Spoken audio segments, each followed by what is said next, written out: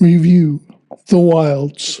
The Wilds seems at first blush to promise a very intimate tale of a very public man, something along the lines of Louis Bayard's earlier novel, Courting Mr. Lincoln, until we realize at what point we've been dropped into this tale.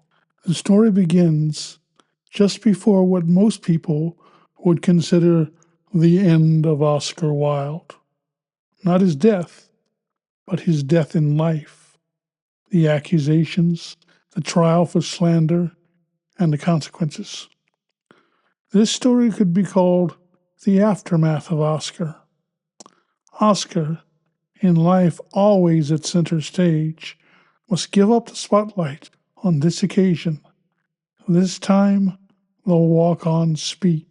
The story begins with an idyll, a brief time snatched from time in an idyllic inglenook of Norfolk, where the Wilds, along with sundry supporting characters, have decamped, ostensibly to give Oscar the peace necessary to finish his latest play, although other motives are at play.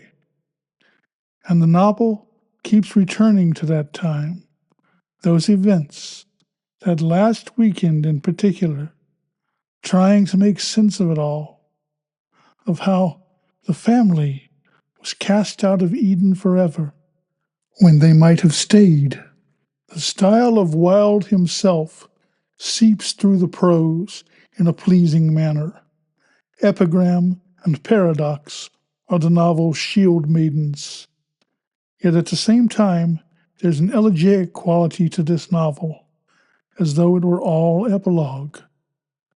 The wake of the good ship Oscar Wilde upsets all the little boats of those he loves, his wife, his two sons, and even the snake in the garden, Lord Alfred Douglas, the catamite. We bear witness as a forgiving wife and loving sons are helplessly dragged away by an inexorable, pitiless tide from Wilde's rocky shores and from each other. There's a reason the book is subtitled A Novel in 5 Acts.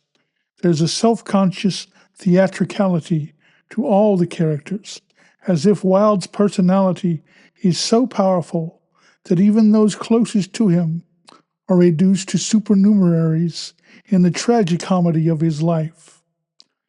Oscar's mother, Lady Wilde, takes on the role of Lady Bracknell from The Importance of Being Earnest, lobbing paradoxical bon mots like live grenades wherever she goes.